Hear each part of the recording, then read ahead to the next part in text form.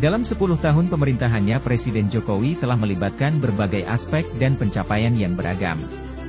Salah satu fokus yang memberikan dampak signifikan bagi kemajuan bangsa adalah proyek strategis nasional.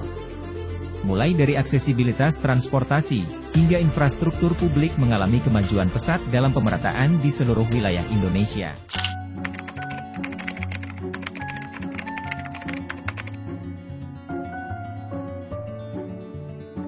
Jangka panjang dari pembangunan strategis nasional, kita harus menilai secara objektif keberhasilan Presiden Jokowi itu banyak hal yang diterima oleh masyarakat. Pertama, kita harus bicara dalam tingkatan daerah tertinggal.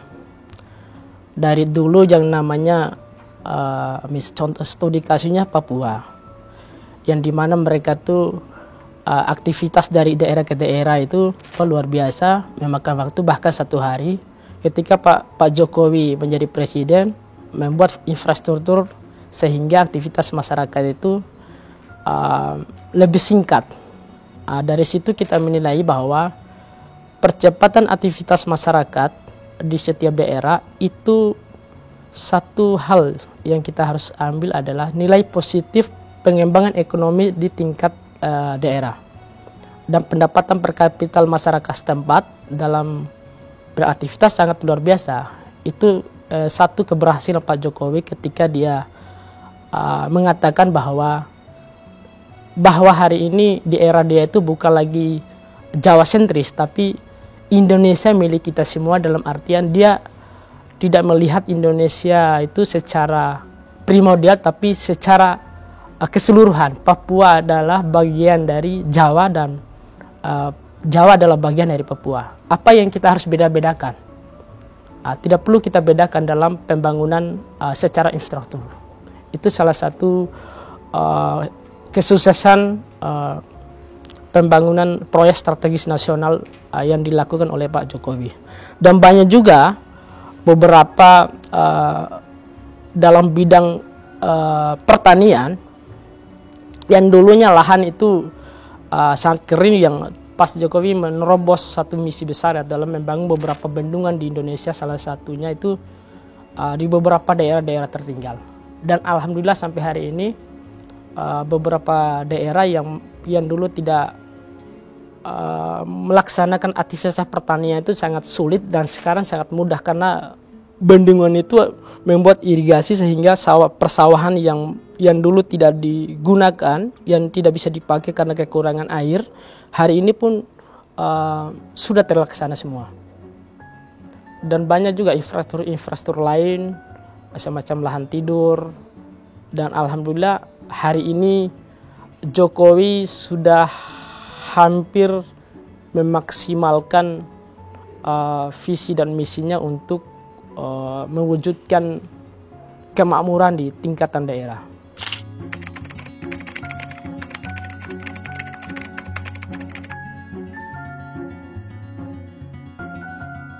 Hari ini kita sangat menikmati dan tidak ada lagi ketimpangan, dan masyarakat menikmati betul hasil daripada proyek strategi nasional. Yang dulunya mereka mengeluh terkait masalah transportasi, sekarang mereka mudah, sehingga pemutaran ekonomi mereka di tingkatan skala kecil itu lebih mudah sekarang. Karena apa? Itulah bagian dari pemerataan pembangunan. Dan masyarakat pun itu sangat menikmati hal itu. Dan tidak ada lagi keluh kesah tentang infrastruktur hari ini. Kita berharap pemerintah akan terus melanjutkan pembangunan infrastruktur, pembangunan jembatan, supaya masyarakat sangat menikmati. Itu sebagai syarat menjadi negara maju.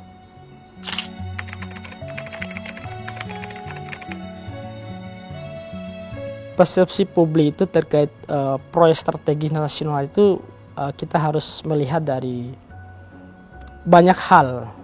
Pertama, kita harus menilai secara positif.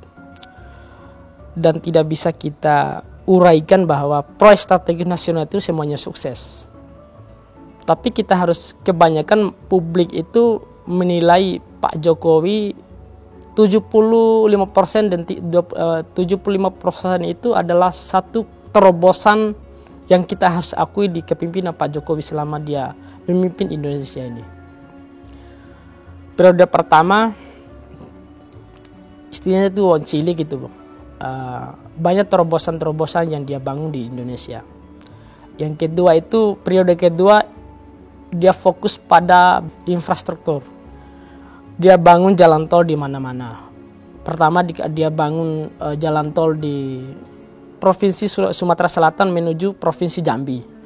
Yang dulunya memakan waktu 1 hari, sekarang udah kurang dari 24 jam. Udah bisa menempuh jalur jalan darat itu hampir 8 jam. Itu disitulah nilai positif. Publik juga mengakui hal itu dan hal itu dinikmati oleh masyarakat setempat. Jalan Trans Sumatera di era sebelum Pak Jokowi memakan waktu hampir 2 hari, 3 hari, dan sekarang alhamdulillah sudah yang dari 2 hari itu udah bisa 1 hari. Itu bagian dari terobosan-terobosan dalam membangun infrastruktur.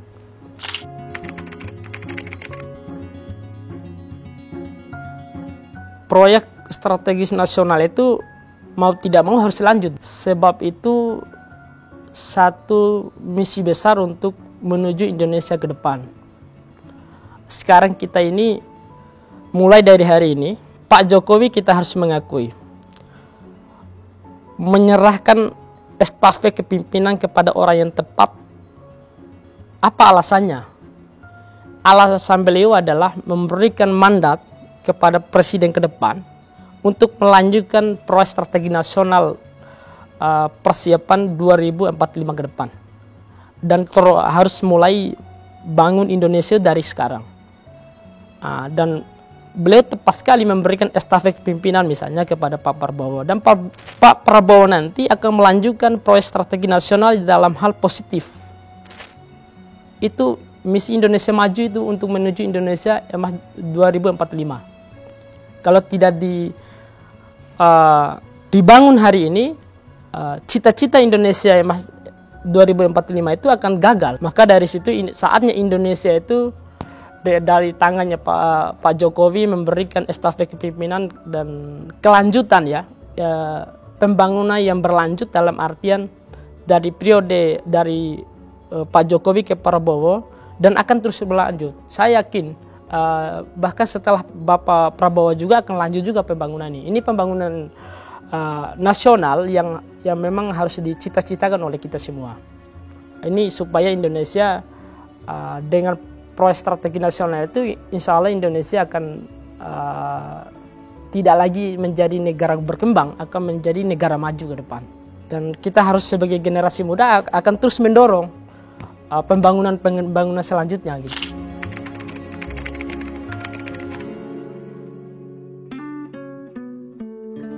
Kelanjutannya adalah infrastruktur terus ditingkatkan. Infrastruktur kereta api, transportasi lain, infrastruktur pertanian, berpikir ke depan supaya petani Indonesia ini harus benar-benar dikuatkan dalam artian bahwa Indonesia tidak lagi melakukan impor beras, impor sayur, impor bahan-bahan yang sayuran dan lain sebagainya. Dan melihat begitu besar luas tanah sawah kita ini, pemerintah harus terus melanjut dan menjaga kelestarian identitas kita ini sebagai negara agraris, mayoritas pertanian. Bahwa catatan Bung Hatta, Indonesia ini pernah diterapkan ekonomi kerakyatan. Ekonomi kerakyatan ini adalah membangun harmonisasi antar sesama manusia dan tidak ada saling tindas di dalamnya. Dalam artian bahwa Bung Hatta pertama mengutamakan bangun irigasi, bendungan dan lain-lain. Supaya apa? Supaya masyarakat kita ini sebagai negara agraris mudah melakukan aktivitas pertanian, sehingga mereka di rumah tidak memikirkan hal-hal seperti itu. Dan pemerintah harus saya yakin ke depan itu pemerintah mengutamakan dan memprioritaskan kepentingan pertanian Indonesia. Itu untuk menunjang ketahanan pangan kita sebagai negara agraris terbesar.